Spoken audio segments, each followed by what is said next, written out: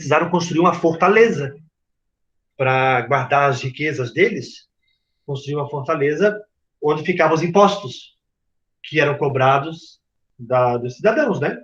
De todos. Dos nobres, dos camponeses, dos trabalhadores urbanos. Como até hoje, né? As pessoas pagam imposto. Em tudo. Para tudo. Então,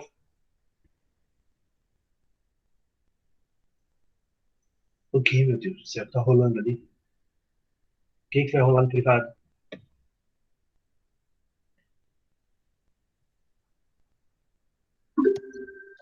Ok? A última questão? Acho que alguém precisa de uma resposta.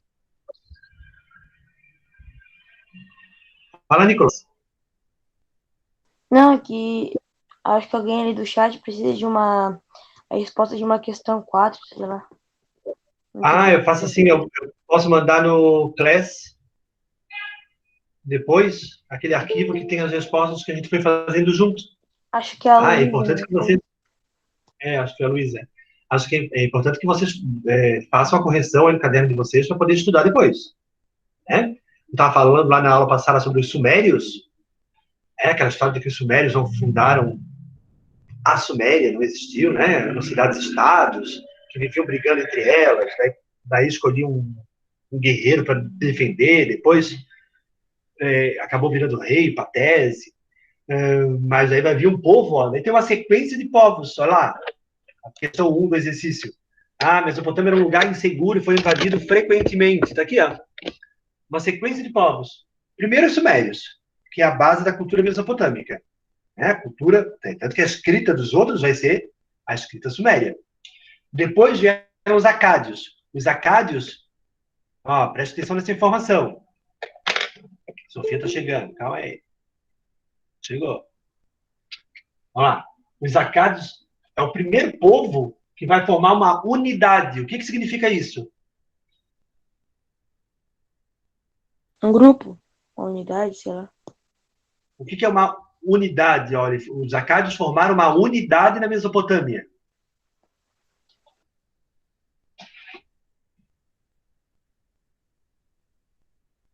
Vou chutar que eles foram as únicas pessoas que foram para a Mesopotâmia pagar os impostos, alguma coisa assim, viver na Mesopotâmia, foi tipo isso? Não. Olha lá, aqui, ó. Presta atenção aqui no mapa da Mesopotâmia. O rio Eufrates, o rio Tigre. Aqui no meio tem várias cidades sumérias, cidades-estados sumérias. Aqui em cima os acádios vão se fixar e depois eles vão dominar a região essa região aqui, ó, lembra que é Caldeia. Tudo bem, Sofia? Bom dia. Ui, minha letra tá horrível. Mais horrível. Essa região é a Caldeia, é a região que enche, a caldeira. Né? Os acádios vão dominar a Caldeia e vão formar uma unidade. O que quer dizer isso? Uma associação, um grupo. Juntar todos esses cidadezinhas. Só um pouquinho. Estou passando uma moto lá embaixo, não consigo ouvir nada. Deu. Fala. Juntar todas essas cidadezinhas e fazer uma só? Isso, ótimo. Olha lá. Os sumérios não tinham unidade, não existia a Suméria. Os acádios vão dominar as cidades sumérias e vão formar uma unidade. Todos agora são cidades de um país só, de uma unidade. Tá? A Acádia. Só que não durou muito, tá? Os acádios não eram tão bons assim, tão fortes assim. É óbvio que os povos que foram dominados se rebelaram, imagina, né? A gente pagava imposto para a gente, aqui para nossa cidade, estado. Agora tem que pagar imposto para os acádios, que ficam lá na Síria, ficam lá para cima, nas montanhas. E então não durou muito tempo. Em seguida veio o povo da Península Arábica. Vocês sabem onde é a Península Arábica? Não, né? Sim, ó. Península Arábica é um povo que vem dessa região aqui, ó. Aqui está o Egito. Aqui está o Egito. Aqui tem o Mar Vermelho. Daí assim, ó. Aqui está a Mesopotâmia. Península Arábica é essa região aqui, ó, é um deserto. Tá? Um povo um povo chamado Amorritas, que os Amorritas, por volta de 1900 a.C., migraram para a Mesopotâmia e dominaram a Acádia. Então, ó, os sumérios não tinham unidade, eram cidades-estados. Os acádios formaram uma unidade, que foi em seguida dominada pelos amorritas. Foi facilmente dominada pelos amorritas, porque os povos que tinham sido dominados pelos acádios estavam se revoltando, então estava muita briga entre eles. Os amorritas aproveitaram desse enfraquecimento e dominaram a região. Aqui a gente para, porque aqui eles vão, inclusive, sair da Mesopotâmia, tá? Do meio dos rios ali, entre os rios, e vão dominar territórios além do rio Eufrates e Tigre. E vão formar um império. A gente chama de primeiro império babilônico. A Babilônia, que era a capital do primeiro império babilônico, dos amorritas, esse povo que migrou para lá e dominou. E entre os reis dos amorritas tem um especificamente. Quem está falando isso? Quem foi que Ah, Sofia. Sofia, a gente está falando dos povos que dominaram a Mesopotâmia. A gente falou lá na aula passada, Mesopotâmia é um lugar inseguro. Vários povos passaram por ali. Tem vantagens e desvantagens, né? Uma desvantagem é a insegurança. A Mesopotâmia foi constantemente invadida. Ela foi primeiro povoada pelos sumérios, depois vieram os acádios e tomaram os sumérios, dominaram os sumérios e formaram uma unidade, um país, a gente chamaria hoje de país, né? Acádia.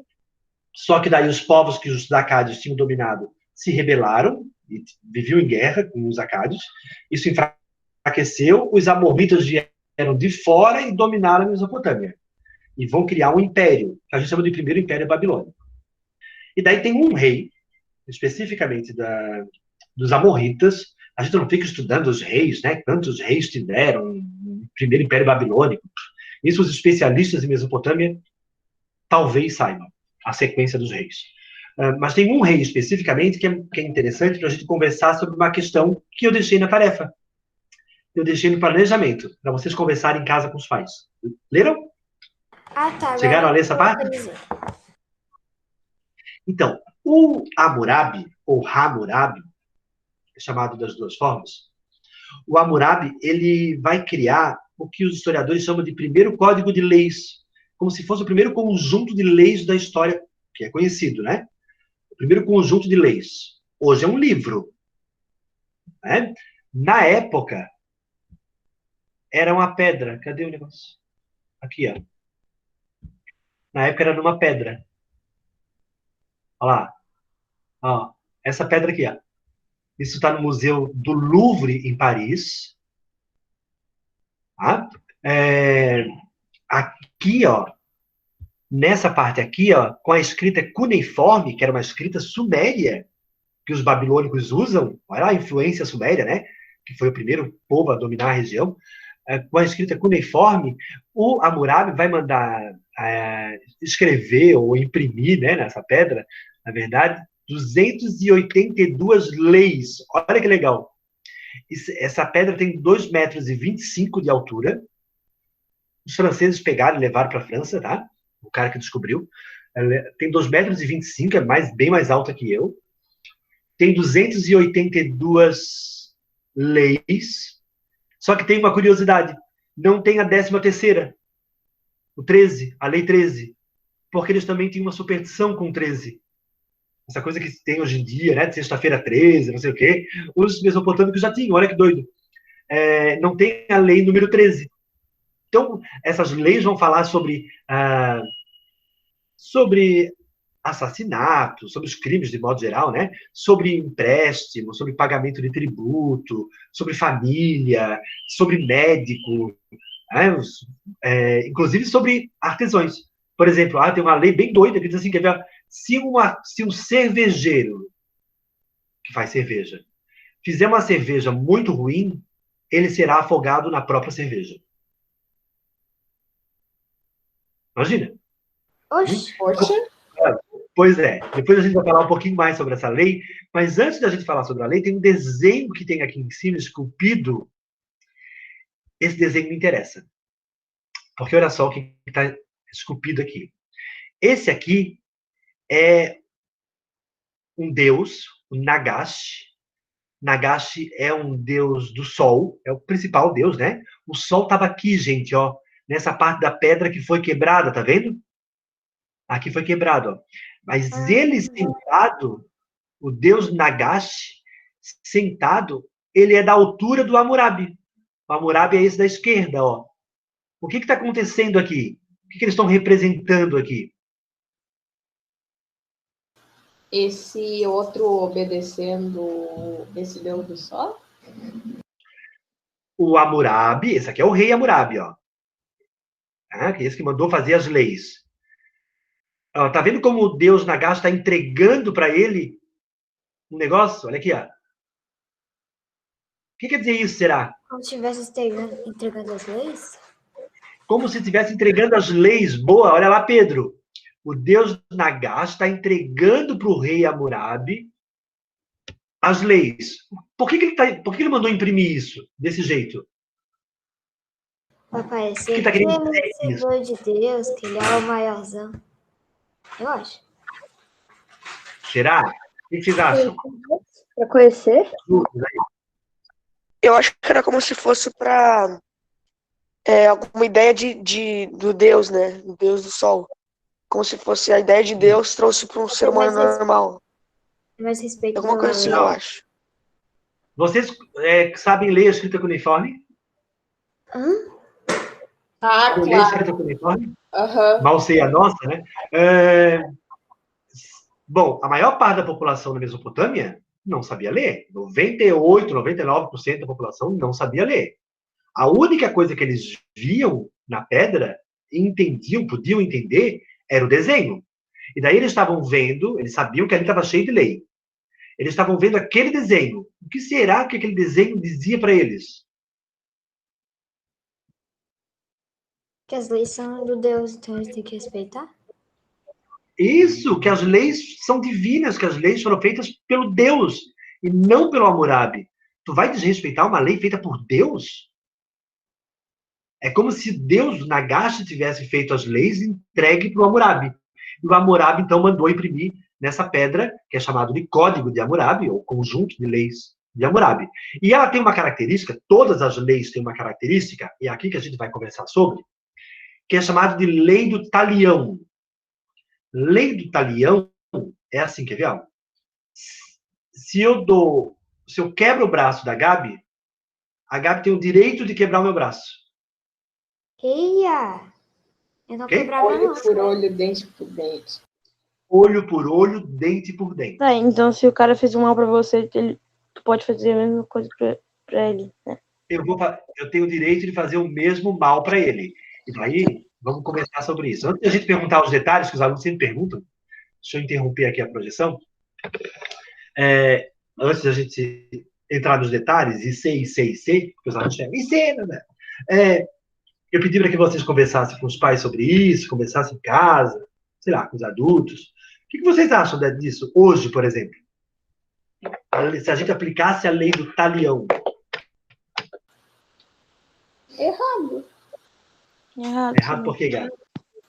Depende, por exemplo, tipo assim, se a pessoa fez um gesto de gentileza para mim, seria legal se eu fizesse para ele também, mas, por exemplo, no caso de quebrar o braço e o outro ter que quebrar meu braço também, daí eu acho chato.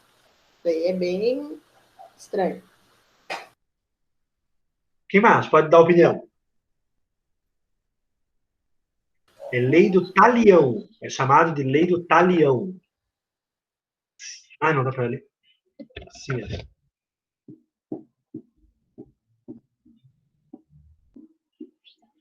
Lei do talião. André, eu acho que não daria certo e que nem seria muito bom, porque, por exemplo, a pessoa foi lá e feriu gravemente alguém da tua família.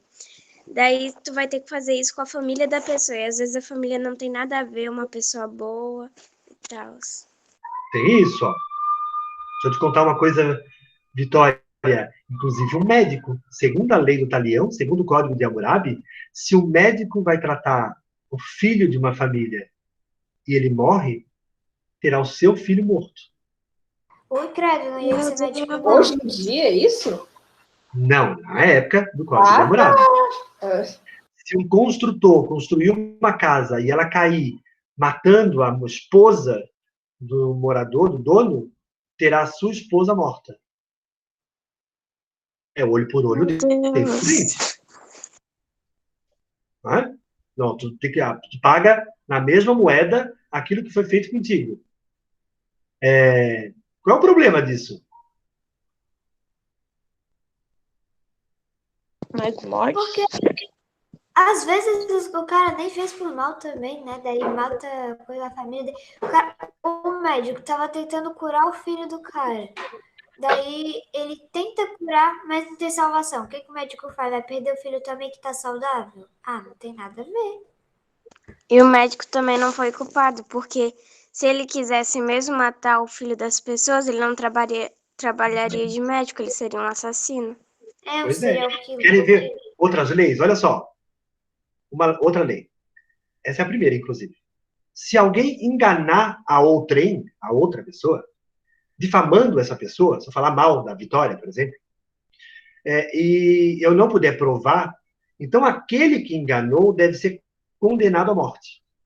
Se eu falar mal da Vitória e não puder provar aquilo que eu estou falando, eu sou condenado à morte.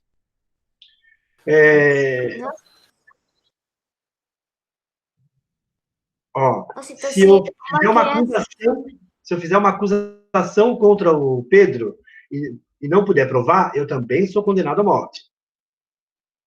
Se alguém roubar a propriedade de um templo, ele deve ser condenado à morte. E também aquele que recebeu o produto do roubo do ladrão deve ser igualmente condenado à morte. Nossa, imagina, a pessoa não sabia, só comprou de uma pessoa que estava vendendo e do nada descobre que vai morrer.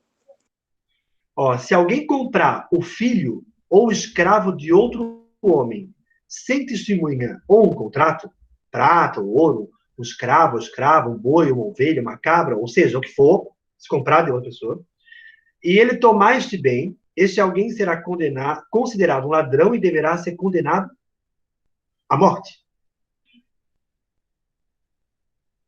Se alguém perder algo... Mas como que alguém morria e cortava a cabeça? Como que era essa morte? Não, dessa época não. A decapitação é mais da Idade Média, Nicolas. Nicolas Giovanni. A decapitação, Giovanni, era no período medieval, que vocês só vão estudar no fim do ano. E ela era reservada só para os nobres. As pessoas comuns não eram decapitadas. A decapitação é uma morte honrosa. É porque não sofre, né? É rápida. Os pobres, as pessoas comuns, morriam ou enforcadas ou na fogueira. Porque é uma morte vergonhosa, porque não morre instantaneamente. Se debate, sofre. Então, é uma morte honrosa para os nobres, os poderosos, que é rápida, e uma morte humilhante para os pobres. Nessa época aqui era uma espadada, uma coisa assim. Não necessariamente a decapitação. Ainda não. Decapitação. De modo geral, notem como o Estado tem uma lógica diferente da nossa. Como é que é a nossa? Como é que é a lógica da nossa sociedade?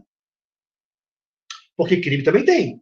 Tem roubo, como naquela época, tem difamação, como naquela época, falar mal de uma pessoa sem provar. Agora a pessoa, em alguns casos, é presa, em outros não acontece nada. Tipo, se eu falar mal de alguém, eu não vou ser presa. Isso é uma coisa que não é tão ruim.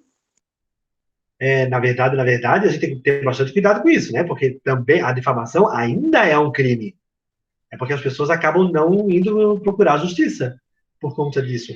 Mas a internet tem acontecido muito isso, né? As pessoas difamarem as pessoas pela internet, e daí os outros vão procurar na lei a proteção, e as pessoas são obrigadas a pagar por isso, pelo que fizeram, às vezes financeiramente, às vezes criminalmente. Ainda comete-se os mesmos crimes, de modo geral, ainda que a gente tenha uma vida muito diferente da Mesopotâmia. Só que a Vitória está certa, olha só. Hoje, o que a gente faz? Para viver em sociedade, a gente entendeu que tem que ter leis. Lá na Mesopotâmia eles já entenderam, né, que tinha que ter leis para organizar o negócio. Naquela época era tão violento, tinha tanto roubo, tanto assassinato, que precisou uma lei muito rigorosa para controlar a população. Hoje, a gente o que faz? Se o cara não sabe viver em sociedade, se ele não conhece, se ele não sabe viver dentro das regras dessa sociedade, ele é tirado da sociedade e colocado numa prisão, que o objetivo era, essencialmente, teoricamente, ensinar ele a viver em sociedade. Depois de ele aprender a viver em sociedade, ele volta, ele é solto para viver novamente nessa sociedade. Então, a prisão, teoricamente, ela deveria ser um lugar onde ele ia aprender a viver em sociedade, porque não sabe. O problema é que não dá certo, né, gente? Ele acaba aprendendo mais crime ainda lá, geralmente. Né? Então, a nossa lógica é diferente. A gente tira da sociedade. A nossa lógica é grega, Vitória. Os gregos faziam isso. Os gregos chamavam isso de ostracismo. Botar na ostra. Fechar na ostra. Sabe como é que chama? Sabe o que eles faziam, os gregos? Não tinha prisão na Grécia. Eles expulsavam da cidade. Tu cometeu um crime em Atenas? Tu está expulso de Atenas. Tu tem que ficar no ostracismo, na ostra. Só pode voltar para Atenas daqui a 10 anos. Hoje a gente não expulsa da cidade, mas a gente bota numa prisão, que é um ostracismo, né? Depois ele volta a viver em sociedade. Só que na prática, a prisão não funciona. Oi? Mas mesmo assim, eu acho que hoje em dia também tem umas coisas que são meio injustas, porque, por exemplo, um cara matou o filho de uma mulher lá, daí ele é preso, só que ele é ricão, daí ele vai lá e sai. A mulher que perdeu o filho não ganha dinheiro nenhum, o cara pagou para sair da prisão e quem ganha dinheiro é a polícia. Não tem Vitória, sentido. Sofia, tu falou de uma coisa que é importante. Olha lá, presta atenção aqui sobre o Código de Hammurabi e até hoje. Presta atenção nisso aqui, que é bem importante. O Código de Hammurabi funcionava a lei do talião para pessoas da mesma classe social. Por exemplo, se o nobre quebra o braço de outro nobre, terá o seu braço quebrado. Se um camponês, numa briga, furou o olho de outro camponês, olha, bem a desgraça total, terá o seu olho furado. Tá? Se um escravo quebra a perna ou corta o braço de um outro escravo, terá o seu braço cortado. Isso é com pessoas da mesma classe social. Com pessoas de classes sociais diferentes, o Código de Hammurabi já dizia que era diferente. Era assim, quer ver? Eu sou um nobre, claro. O Nicolas ali é um camponês. Eu sou um nobre, o Nicolas é um camponês. Se eu quebrar o braço do Nicolas numa briga, o Nicolas não tem o direito de quebrar o meu braço. Imagina, um camponês quebrar o braço de um nobre. Se eu quebrar o braço do Nicolas, ele não vai poder trabalhar durante um tempo, né? Até o braço ficar bom. Então, como pena, eu não vou ter meu braço quebrado, mas eu vou ter que pagar para o Nicolas, porque ele vai ter que ficar um tempo sem trabalhar, um tempo sem poder trabalhar. Hoje em dia também é assim, né? O que a Vitória está falando, olha lá. Também tem desigualdade social na nossa lei. A diferença, Vitória não, Sofia, é que a nossa lei diz assim, quer ver? Todos são iguais perante a lei. A nossa primeira lei é essa. Todos são iguais perante a lei. Inclusive a justiça, que é uma mulher, né? A Mariane, que é o símbolo da República Brasileira, ela usa, se vocês prestarem atenção, quando aparece a justiça, ela usa uma tarja nos olhos, ela usa um pano, assim, ela não vê. Para não ver as diferenças sociais, de gênero, raciais, essas diferenças todas. A justiça usa uma taxa nos olhos, justamente para julgar todo mundo igualmente. Mas na prática funciona desse jeito? Não. A Vitória acabou de falar que não, né? A Vitória não, Sofia. Será que brancos e negros são julgados da mesma forma no Brasil? Não. Talvez. Pobres e ricos, homens e mulheres. Se a gente for pegar as diferenças, todas as diferenças religiosas, econômicas, políticas, dependendo do partido, se tu é um partido X, tu é julgado de uma forma, se tu é do partido Y, tu é julgado de uma outra forma. As diferenças acabam sendo levadas em consideração. Infelizmente, porque a nossa lei diz que todos são iguais perante a lei. Não pode fazer essa diferenciação. Mas na prática, a gente sabe que isso não funciona tão bem assim. O Código de Hammurabi, pelo menos, não é hipócrita.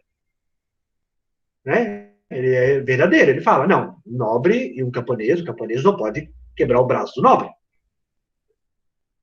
Geralmente os alunos perguntam assim, e se o nobre matou o filho de um outro nobre? E se ele não tiver um filho? O que o código fala? Ou o médico matou o filho de um cara lá que estava cuidando. Se ele não tiver filho? Se o construtor não tiver esposa? Daí, ele mesmo morre. Bom, eu li algumas leis, né? Tem várias, são muitas, são 282, na verdade 281, né? Que a 13ª não tem. Leis. Por que tinha tanta lei e por que era tão rigoroso?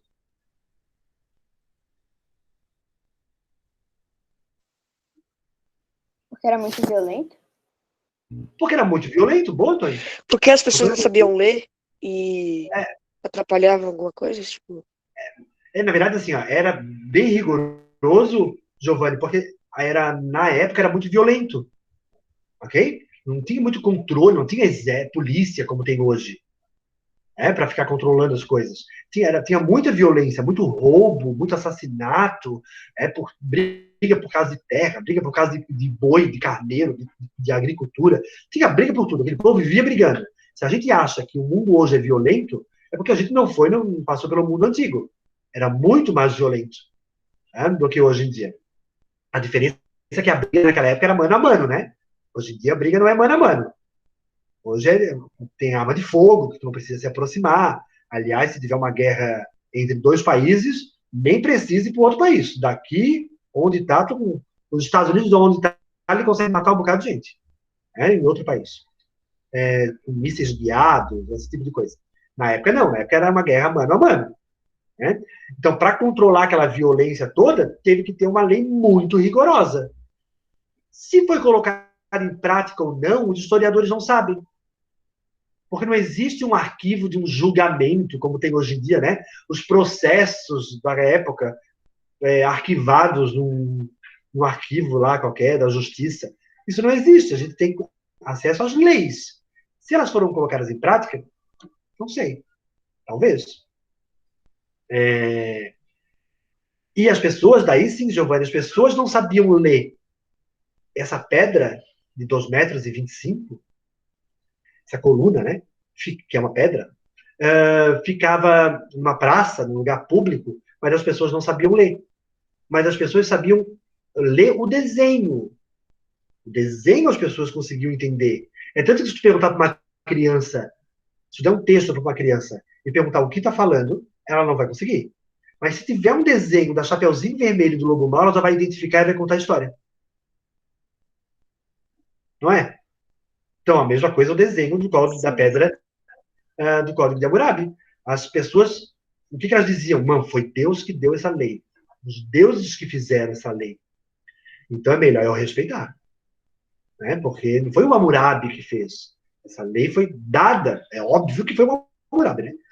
Mas foi o Deus que deu para ele, segundo a pedra. Inclusive, o Hammurabi tentou fazer uma coisa que o Amenófis IV fez no Egito. Ele tentou criar o culto a um Deus só, o Deus do Sol, que não deu certo, tá? O povo continuava acreditando em vários deuses, eram politeístas.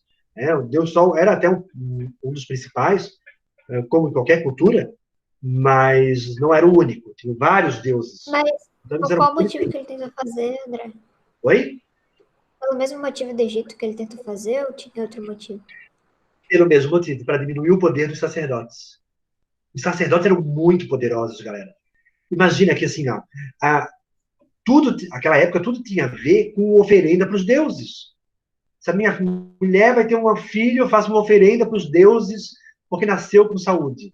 Se tem uma agricultura que está boa, eu faço oferenda para os deuses porque teve uma boa agricultura. Se a agricultura não foi boa, eu faço mais ainda para que na próxima eu tenha uma boa colheita. Se o rio não encheu, eu faço. Se o rio encheu, eu também faço oferenda para os deuses. Então, os templos eram muito ricos. Os sacerdotes dos templos principais, dos deuses principais, eram muito poderosos. E daí ameaçavam o poder do rei. Nesse caso aqui, ó, depois dos acádios, já tem um rei para toda a Mesopotâmia. Os amorritas tinham um rei para toda a Mesopotâmia, entre esses reis, o Hammurabi, que governou bastante tempo, tá? Ele governou 40 anos. É muito tempo governar 40 anos naquela época. Porque, ó, bom, 40 anos, se ele começou a governar com 20, o cara tinha 60 anos. 60 anos era muito velho naquela época. Muito velho. E claro, não tem hospital, não tem saúde pública. Aliás, não tem remédio, não tem nada, era tudo chá. Né? As pessoas viviam até uns 50 anos, 55 anos. Já eram consideradas mais velhas. Então, o Hammurabi acabou entrando para a história justamente por isso, porque foi o primeiro código de leis que foi feito, né, a ser criado. Ninguém sabe se foi colocado em prática ou não, mas está lá, dá para visitar, inclusive, a pedra, ver a pedra em Paris. Quando vocês forem a Paris, vão ter que ir lá no Museu do Louvre. Todo mundo tem que ir no Museu do Louvre. Procurem lá a Ai, Mona André, mas a Lisa. fila é tão cheia, minha tia falou, que é muito cheio, muito É cheio. bem cheio. É bem cheio. Quer saber onde é que está a Mona Lisa? Vai atrás do povo. Está todo mundo indo atrás da Mona Lisa. Mas, e tem uma parte do Louvre, que é de história antiga, e tem, inclusive, parte de uma pirâmide, e na parte da Mesopotâmia tem o Código de Hammurabi. Dá para ver uma pedra grandona, assim, redonda, essas coisas escritas, que a gente não entende nada, né? Mas que dá para ver, porque a escrita já foi traduzida, tá? A escrita cuneiforme já foi traduzida, e daí isso vocês conseguem acessar na internet. Inclusive, a tarefa de vocês, marquem lá, para a próxima aula, a tarefa de vocês é... Estão com o lápis na mão para marcar aí? André, tinha quantas leis mesmo? 200? E pouco? 281. Na verdade, tem a lei 282. Tá? Mas são 281 porque a 13 não Porque tem. às vezes não tem. Os caras já tinham a sexta-feira 13. Não sei se sexta-feira 13, né? Mas eles não gostavam do 13. Olha lá, tarefa página 125 e 134. Ô, André, tu pode ler os últimos dois povos que estão ali que 125 dominaram? é 134 ou a 134? Não, e 125 e 134. As duas páginas falam sobre o Código de Hammurabi, esse rei do primeiro Império Babilônico, e na segunda, 134, vai fazer uma comparação com o Brasil, com o Código Brasileiro. Alguém pediu para eu ler as duas últimas o quê? Dois últimos povos aqui? Os últimos povos que tá embaçado o quadro não dá pra ler. Os assírios, que nós vamos falar dele na próxima aula, mega cruéis, e os caldeus. Caldeus de Caldeia. Ô, professor, quais são as páginas mesmo? Eu tava anotando. botei no chat, 125, Giba. 125 e 134. Alguém coloca no grupo? Para quem não tá na aula fazer? Pode botar no Classroom pra Tá. testar, André, também. Isso, pode botar no Class também. Certo? Certo. Então, essa é a tarefa para a próxima aula. Galera, não esqueçam de fazer, ok? Não faz sentido a gente ficar corrigindo uma coisa que vocês não fazem. Ô, André, a Ana Luísa deu uma ideia aqui pra te botar no Classroom as respostas das questões que tu A gente fez. corrige. Daquela correção que eu faltei a aula passada. Tá. Eu mando. O arquivo com as respostas eu mando. Tá bom? Ok. Ok, obrigada. Gente, bom fim de semana para vocês. Tchau, Descansem. André. A gente se vê na quarta-feira. Bye, bye. Tchau. Tchau. Tchau, tchau.